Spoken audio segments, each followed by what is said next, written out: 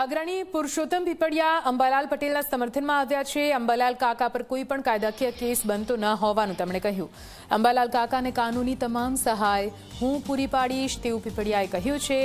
વિજ્ઞાન જાથાના જયંત પંડ્યાનું તાવડિયું પગલું છે। અંબાલાલ કાકાની આગાહીને અફવા ન કહી શકાય। અંબાલાલ કાકા આર્થિક લાભ લીધા વિના આગાહી કરી રહ્યા છે। વિજ્ઞાન જાથાના જયંતભાઈ પંડ્યાએ અંબાલાલ કાકા વિરુદ્ધ જે ફરિયાદ નોંધવાની વાત કરી છે તે મારી દૃષ્ટિએ એમનું ઉતાવળિયું પગલું છે।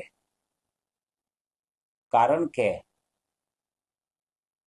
અંધશ્રદ્ધા, અફવા અને વર્તારો અને જ્યોતિષ આ ત્રણેય બાબતો જુદી છે।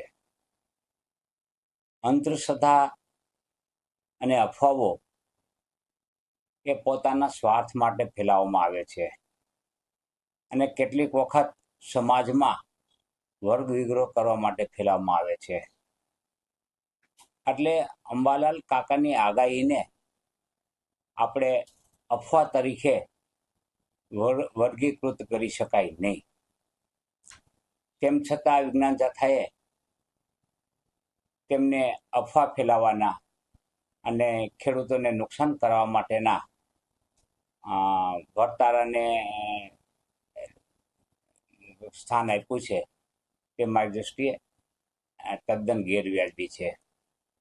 એટલું જ નહીં, તેમની ઉપર કોઈ પણ કાયદાકીય કેસ બનતો નથી। અંબાલાલ કાકા છે એ ક્યારેય પણ આ વર્તારા કરવા અંગે કોઈ વળતર મેળવતા નથી કે કોઈની પાસેથી તોષણ લેતા નથી। તેવા સંજોગોમાં તેમની ઉપર કેસ કરવાની જે વાત છે એ પાયાથી જ ગેરકાયદેસર। તેમ છતાં જો તેમની ઉપર કોઈ પણ પ્રકારે કોઈ પણ વ્યક્તિ દ્વારા કેસ કરવામાં આવશે